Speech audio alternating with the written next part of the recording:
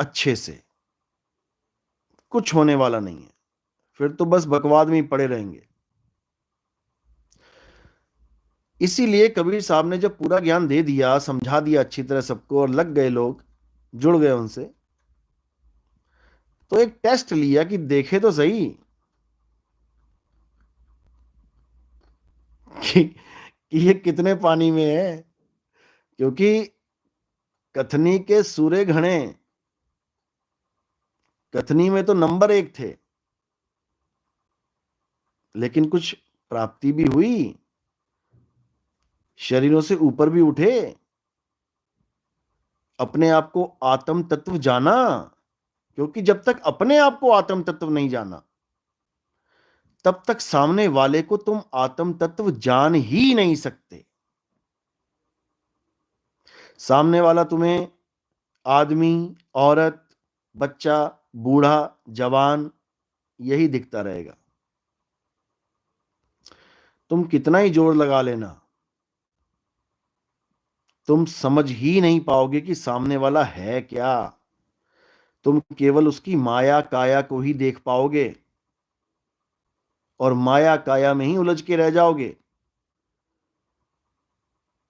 तो कबीर साहब ने उस वैश्या में आत्म तत्व देखा, और लोगों ने उस वैश्या को देखा। फर्क इतना था।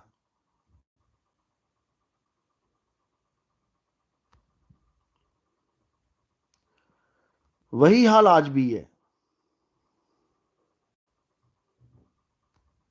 कोई ज्यादा फर्क नहीं पड़ा समय में, वही हाल आज भी है।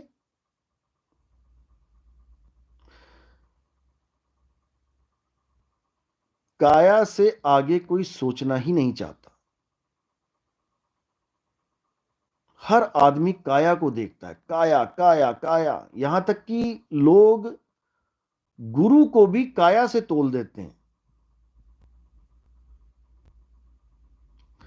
कि मेरा गुरु बहुत सुंदर है, बड़ा सोहना है मेरा गुरु, मैं तो इदे बिना रह ही नहीं सकती, ये भावें टट्ठे खूह च पा देवे मैनू, मैं उत्थे जाण नूं तैयार है, पर मैं इदे बिना नहीं रह सकती, मैनू मेरा गुरु बड़ा प्यारा है।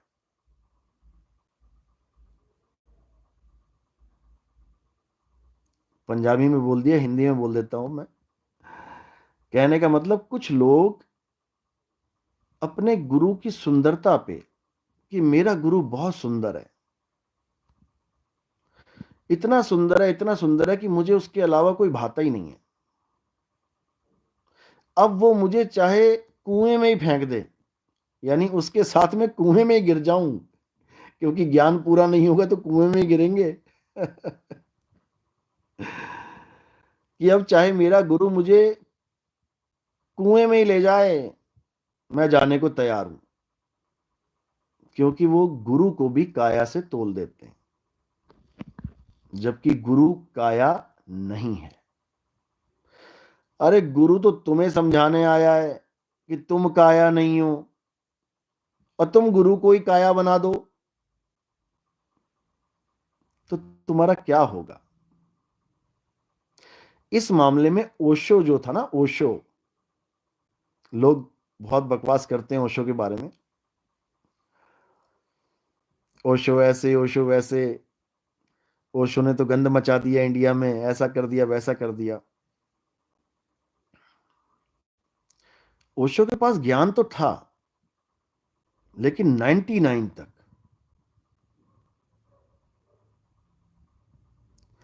अगर उसको 100वां नंबर मिल जाता, उसको मूल ज्ञान मिल जाता, वो तबाही ले आता पूरे विश्व में। हालांकि ऐसा नहीं है कि वो तबाही नहीं लेके आया, बड़ी तबाही मचाई उसने। कितने देशों ने उसका आगमन बंद कर दिया, बैन कर दिया उसको, कि हमारे देश में ये आ नहीं सकता। इतना समझ लो, पता नहीं कितने देश थे, 24 थे, पता नहीं 25 थे, कितने थे, उन्होंने रिजेक्शन लगा रखी थी कि इसका वीजा अप्लाई होने नहीं देना इसका। इतना खतरनाक बंदा था वो। और करता क्या था, अच्छे से समझ लो। वो क्या कहता था, थ्योरी क्या है, वो कहता था कि जब तक तुम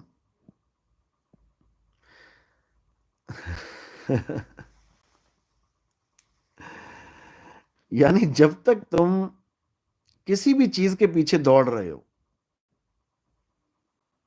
तब तक तुम परमात्मा के पीछे नहीं दौड़ सकते। यानी जब तक बच्चा किसी खिलौने से खेल रहा है, तब तक वो मां के लिए रो नहीं सकता। उसका कहना यह था। और उसके लिए उसने क्या किया था, उसके लिए उसने खुला भंडारा लगा दिया था कि आओ, जो तुम्हें चाहिए, जिसकी तुम्हें इच्छा है, उसकी पूर्ति करो, तसल्ली से पूर्ति करो। देख लो, समझ लो, परख लो, हर चीज को अनुभव कर लो, ताकि ऐसा ना लगे तुम्हें कि अभी कुछ शेष बचा है, यानी अभी मुझे कुछ और चाहिए। तसल्ली कर लो। और जब लगे कि हां बहुत हो गया, उसके बाद आओ।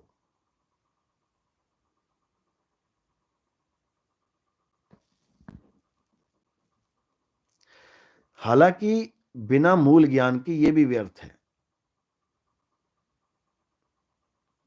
बिना मूल ज्ञान के यह भी व्यर्थ है, क्योंकि इतना कुछ करने के बाद भी अगर अपने स्वरूप को प्राप्त नहीं कर पाए, तो जीरो है, जीरो। और गलती कहां थी, वो आपको मैंने बताया कि मैं जरूर सत्संग करूंगा उसके ऊपर, क्योंकि अभी मैंने 209 पे स्टॉप किया हुआ था। 209 पे स्टॉप करने का भी मेरा कोई मकसद था, क्योंकि मुझे पता है कि 209 जिसने सत्संग सुन लिए, वो अपने आप में ही गुरु मानने लग जाता है खुद को, केवल सुनने सुनने मात्र से। ये मूल ज्ञान का डंका है। जो हमारे सत्संग सुन लेता है अच्छे से, वो अंदर ही अंदर अपने आप को गुरु मानने लग जाता है कि मैं ही गुरु हूं। हालांकि इसमें कोई बुराई नहीं है, गुरु तुम ही हो, लेकिन खुद के, किसी और के नहीं। आप पे गुरु, आप पे चेला। समझे? और मैं यहां आया भी यही करने हूं, तुम्हें तुम्हारा गुरु बनाने आया हूं। ये समझ लो, तुम्हें ही तुम्हारा गुरु बना दिया जाएगा। अपनी गलतियों को तुम खुद सुधारोगे, खुद ही दृढ़ होगे। जैसे खुद ही गलतियां करते हो ना, आपे अगन लगाए के आपे जरवर जाए। बांस का पेड़ खुद ही अपने आप में आग लगा लेता है और खुद ही जल जाता है। समझे? तो बांस के पेड़ की तरह जैसे आपने आग लगाई है खुद से ही, अब ऐसे ही आपने खुद की अपनी आग बुझानी है। यह अज्ञानता खत्म करनी है और डंके की चोट पे सत्य को अपनाना है। और राजनीति नहीं करनी है मेरे भाई। कोई क्या कहता है, कोई क्या करता है, इससे तुम्हें मतलब नहीं है। क्योंकि ये 3 साल मैंने चेक किया था, 2020, 21, 22, 23, 2020 के लास्ट में मैंने दीक्षा शुरू करी थी देना। तो 20 से 21, 21 से 22, 22 से 23, ये 3 साल मैंने ऐसा परखा लोगों को, आप सोच नहीं सकते कि कैसे कैसे लोग हमारे पंथ में आ गए थे। ऐसे ऐसे धुरंधर शातिर लोग जो आए तो थे बड़े प्रेमी बन के, और अंदर से पूरे राजनीतिज्ञ। पॉलिटिशियंस और राजनीतिज्ञ नहीं, बहुत से ड्रामे आए थे, क्या बताऊं तुम्हें। मुझे मेरे गुरु की और एक और संत थे हमारे आश्रम पे, गुरुजी ने भी ये बात बोली थी। और एक संत थे, अब तो नहीं है, मैं फोटो डालता हूँ कई बार, जिसमें मैंने शर्ट पहनी हुई है और उन्होंने मेरे सिर पे हाथ रखा हुआ है। धुंधली सी फोटो है थोड़ी सी, मैं लगाता हूँ स्टेटस पे कई बार। इन दोनों का यही वचन था कि नितिन दास, तुम जो काम करोगे, क्योंकि प्रचार का काम था मेरा, गुरुजी को भी पता है कि दिन रात दौड़ता है, दिन रात दौड़ता है, दिन भर प्रचार करता है, रात में ट्रेन में सफ़र करता है, फिर अगले शहर में उतर जाता है, सुबह जो भी पड़े, फिर वहाँ प्रचार करता है, फिर ट्रेन में चला जाता है।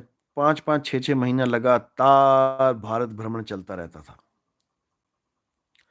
गुरुजी को अच्छी तरह पता है, बाकी को भी पता है, सबको पता है, क्योंकि मैं फोटोज डालता ही रहता था, कहीं ना कहीं पता लगता रहता था। तो दोनों का वचन क्या था कि नितिन दास, एक बात याद रखना, जो भी प्रचार करता है, यानी सत्य का प्रचार करता है, माया उसके पीछे पड़ जाती है, और ये माया तुम्हारे पीछे भी पड़ेगी। लेकिन इस माया से होशियार रहना। ये माया महाठगनी, हम जानी। और उनकी बात को मैंने पूरा गांठ बांध रखा था, क्योंकि मुझे पता है कि जो काम मैं कर रहा हूं, जिसके देश में कर रहा हूं, माया के देश में कर रहा हूं, और माया से ही निकालने की बात कर रहा हूं, तो ये तो पीछे पड़ेगी, और कई रूपों में पड़ेगी।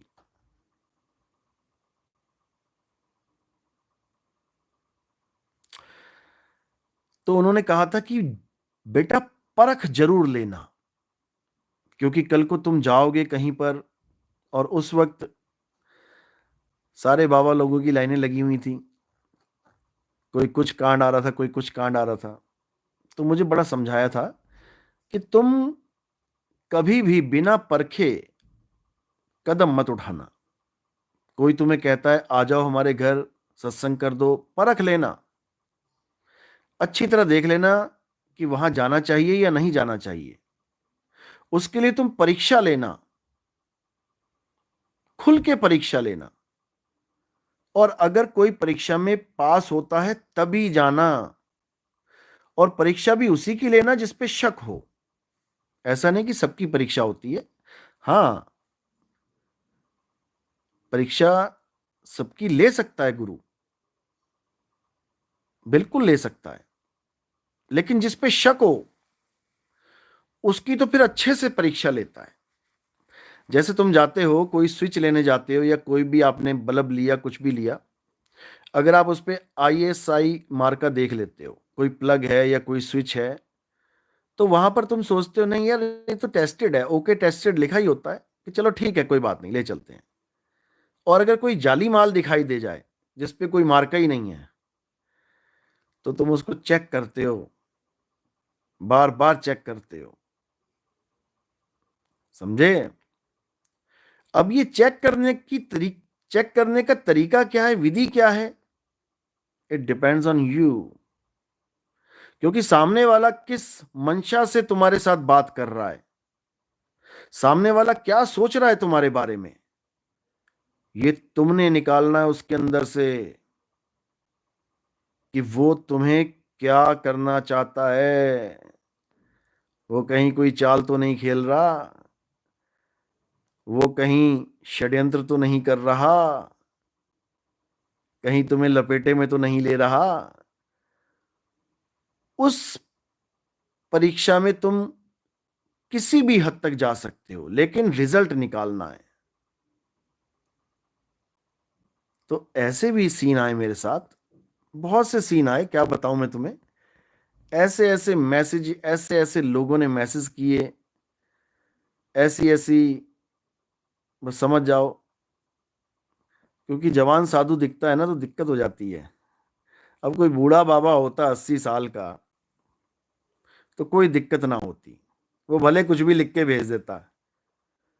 लेकिन जवान साधु जब परीक्षा लेता है तो डंके की चोट पे लेता है, और जरूरी है, क्योंकि उसकी सुनवाई नहीं होगी अगर कुछ हुआ। इसलिए तसल्ली से परीक्षा ली जाती है, क्योंकि उस वक्त था भी मैं अकेला, कहाँ जाना है, किसके पास जाना है। अब तो चलो इतना सिस्टम बन गया कि सत्संग जहाँ पे होता है उससे पहले ही लोग जाके देख लेते हैं, पहचान लेते हैं, हाँ भाई यहाँ होगा प्रोग्राम। क्योंकि देखो ये देश है माया का, और माया बहुत विकट है, बड़े बड़ों को धराशायी कर देती है, बड़े बड़ों को, समझे। और बाबा लोगों की तो वैसी बेचारों की दुनिया दुश्मन है। किसी बाबा को सूली पे टांग दिया, किसी बाबा को जहर पिला दिया, किसी बाबा को जिंदा गाड़ दिया, किसी बाबा को जला दिया, किसी के टुकड़े टुकड़े कर दिए। बाबा लोग से तो वैसी खुंदक खा के बैठी है दुनिया, तो भाई हमें कैसे बख्शेगी। हमें ही कुछ करना पड़ेगा, हमें ही कुछ करना पड़ेगा, इंतजाम।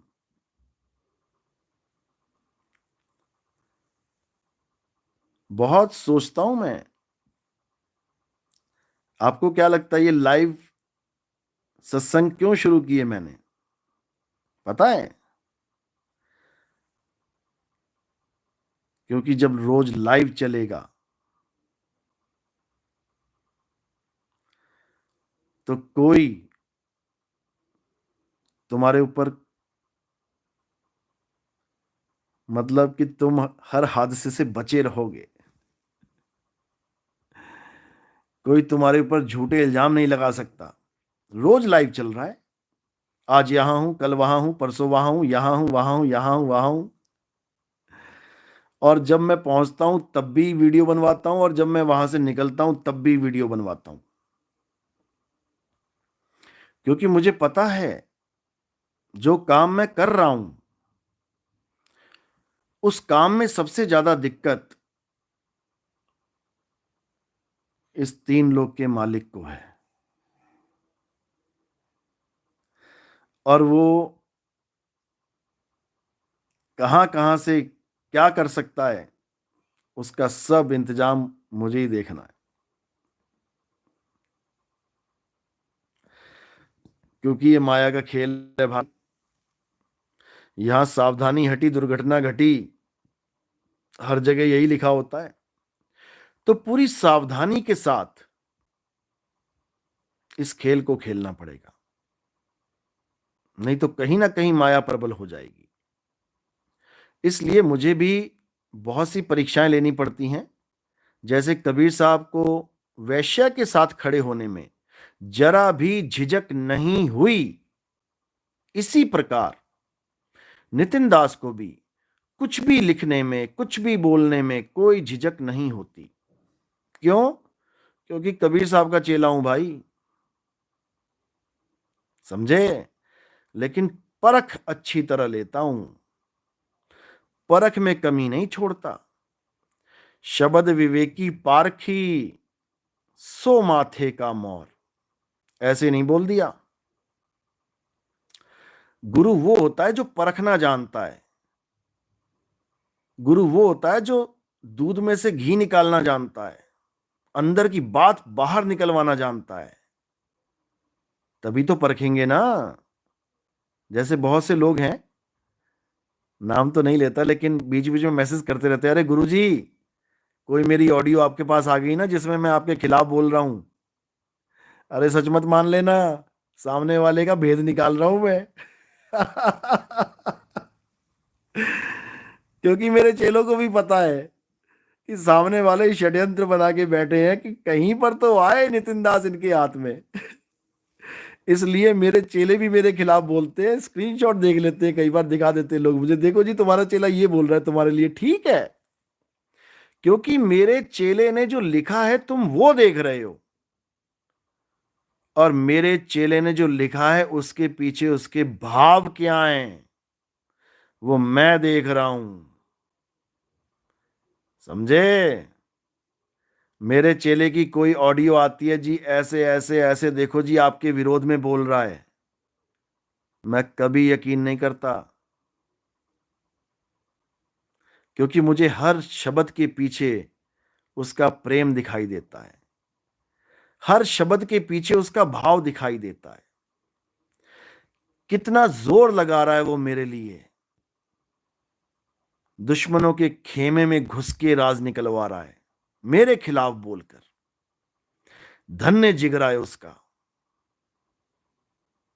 और वो मुझे अति प्रिय है। भले वो मुझे गालियां दे रहा है, भले वो मेरी बुराई कर रहा है, लेकिन मुझे वो जान से भी प्यारा है। तो हमेशा अक्षरों पे, शब्दों पे मत चले जाया करो, शब्दों के पीछे गहराइयां होती हैं। किसी ने कोई स्क्रीनशॉट दिखा दिया, देखो जी ये क्या बोल रहा है, आप तो कहते थे ये आपका बहुत अच्छा शिष्य है, देखो जी ये क्या लिख रहा है। अरे भाई, तू केवल शब्द देख सकता है, क्योंकि तेरी बुद्धि वहां तक है, तेरी बुद्धि वहां तक है, तू शब्द देख सकता है क्या क्या लिखा है, लेकिन शब्द के पीछे किस भाव से, कौन सा भेद निकलवाने के लिए वो शब्द लिखे गए हैं, ये तुम्हारे बस की बात नहीं है। उसके लिए मेरी नजर से देखना पड़ेगा। तो बहुत जरूरी है परख करना, हर चीज की परख करनी चाहिए। ऐसे ही कही सुनी बातों पे, देखी दिखाई बातों पे विश्वास नहीं करना चाहिए। समझे? कहते हैं ना कई बार कि आंखों से देखा